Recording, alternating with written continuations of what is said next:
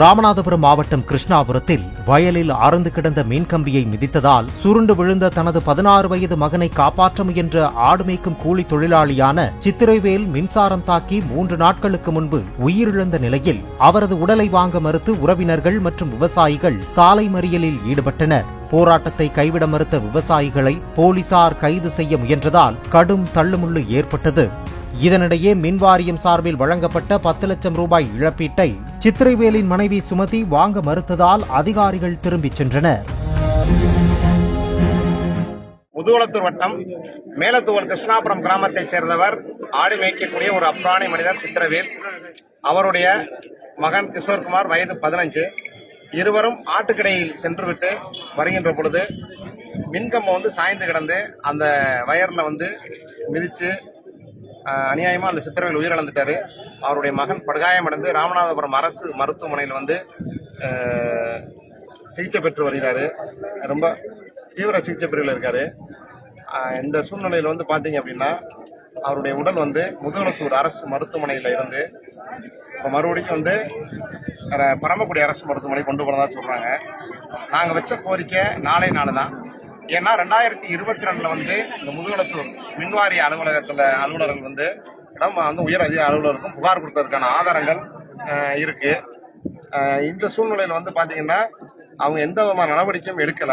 கடந்த 2 மாதங்களுக்கு முன்பே போஸ்ட்மார்டம் வந்திருக்கு. அதில் உள்ள அந்த கல்வியை ஒழுங்கா கட் பண்ணாமே போட்டு வந்திருக்காங்க. முழுக்க இந்த தமிழக அரசுடைய மின்சார வாரிய இந்த முதுகுளத்தூர் அலுவலர்கள் எந்த பணியுமே செய்யல. பொதுமக்களை உயிரை அவங்க நினைக்கவே இல்லை. இந்த விவசாயிகளை மதிக்கவே இல்லை. இந்த ஆடு வளர்க்கக்கூடிய கால்நடை வளர்க்கக்கூடிய மக்களை அவங்க மதிக்கவே இல்லை.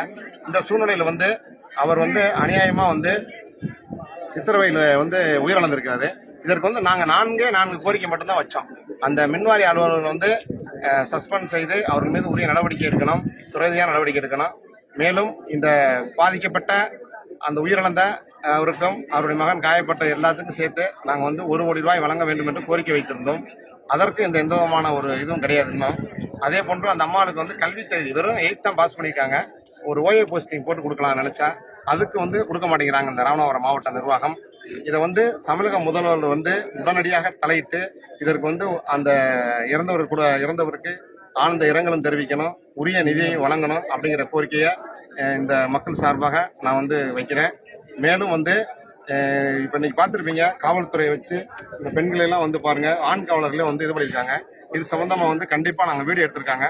அதுல அந்த வீடியோ காட்சிகள் அடிப்படையில் கண்டிப்பா அது எந்த காவல்துறை அதிகாரிகளாக இருந்தாலும் கண்டிப்பா நீதிமன்றத்தின் மூலமாகவும் மாநில மனித உரிமை ஆணையத்தின் மூலமாகவும் தேசிய மனித உரிமை ஆணையத்தின் மூலமாகவும் தக்க நடவடிக்கை நாங்கள் கண்டிப்பா எடுப்போம் என்பதை இந்த நேரத்தில் தெரிவிச்சிருக்கோம். அரசு தரப்புல இருந்து என்ன உங்க கோரிக்கைக்கு என்ன சொல்றாங்க? இதுவரைக்கும் எதுவுமே சொல்லல. வருவாய் கோட்டாட்சியர் பரமக்குடி வருவாய் கோட்டாட்சியர் வராரு, முதுகுளத்தூர் டிஎஸ்பி வராரு. அன்னைக்கு இறந்த அன்னைக்கு என்ன சொன்னாங்களோ அதைத்தான் 3 நாளா சொல்றாங்க. 3 நாளா உடல் பாத்தீங்க அப்படின்னா இங்க முதுகுளத்தூர் அரசு மருத்துவமனையில் எந்த வசதியுமே இல்லைங்கிறாங்க. குளிர் சாதன வசதி இல்லைங்கிறாங்க. சுகாதாரத்துறை அமைச்சர் என்னதான் பண்றாருன்னு தெரியல, மின்சார வாரிய அமைச்சர் என்னதான் செய்யறாருன்னு தெரியல. ஏன்னா மக்கள் உண்மையிலே மிகப்பெரிய அல்லல் பட்டுக்கிட்டு இருக்காங்க. முதுகுளத்தூர் தொகுதி மக்கள் ரொம்ப கஷ்டப்படுறாங்க. இதுக்கு ஒரு முடிவு கட்டணும் என்பதற்காகத்தான் இன்னைக்கு மின்சார வாரியத்துல 10 லட்சம் ரூபாய் உங்களுக்கு கொடுக்க முன் வந்தாங்க, நீங்க வாங்க மறுத்துட்டு, அது உண்மையா? இன்னும் இதுவரைக்கும் எங்கள்கிட்ட கொடுக்கல. இதுவரைக்கும் எங்க கைக்கு இன்னும் சேரல. அது சம்பந்தமா நாங்க வச்ச கோரிக்கைக்கு அவங்க மாண்புமிகு மதுரை உயர்நீதிமன்ற கிளையே பாத்தீங்கன்னாக்கா ஒரு வழக்குல 20 லட்சம் கொடுத்துருக்காங்க. அதை பேஸ் பண்ணி எங்களுக்கு அதையாவது கொடுங்க அப்படின்னு கூட நான் கடைசியா வச்சிருக்கேன். அதுவும் இன்னும் முடிவு பண்ணல. இன்னும் கேட்டு பேசி வரன்னு இருக்காங்க. இதுவரை இந்த மக்களுக்கு எந்த விதமான ஒரு நீதியும் கிடைக்கல. இதுவரை மாவட்ட ஆட்சியரும் இங்க வரவும் இல்லை. இந்த அளவுக்கு இந்த மக்கள் யாருமே மதிக்காம இந்த ஆடு வளர்க்கக்கூடிய மக்கள் என்ன செஞ்சிருவாங்க அப்படிங்கறதுல ரொம்ப ஒரு இதா இருக்கிறாங்க. இது எங்களுக்கு உண்மையில போராட்டம் எவ்வளவு நேரம் நீடிக்குது? அடுத்த கட்ட போராட்டம் எந்த மாதிரி இருக்கும்? அடுத்த கட்ட போராட்டம் அவங்க பாடி முதுகுளத்தூர்ல குளிர்சாதன வசதியில பராமரி கொண்டு இருக்காங்க. இன்னும் நாளைக்கு ராம்நாடு கொண்டு போவாங்க.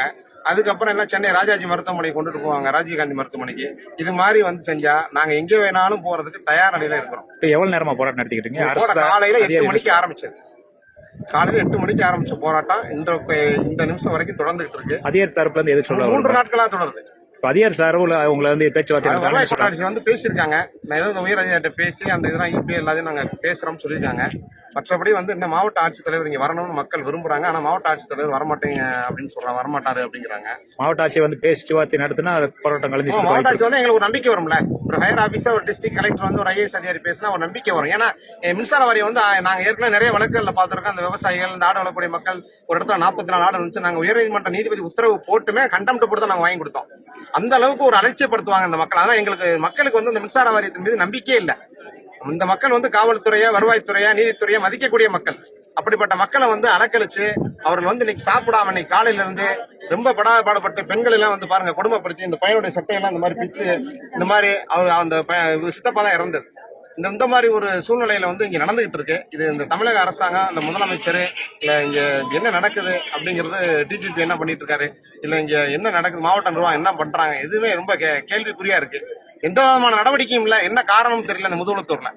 இது சம்பந்தமா நீங்க தான் வந்து நடவடிக்கை எடுக்க மேல கொண்டு போய் சேர்க்கணும். பிளே ஸ்டோர் மற்றும் ஆப் ஸ்டோரில் இருந்து பாலிமர் செயலியை QR கோடு மூலம் பதிவிறக்கம் செய்யுங்கள். செய்திகளை உடனுக்குடன் பெறுங்கள்.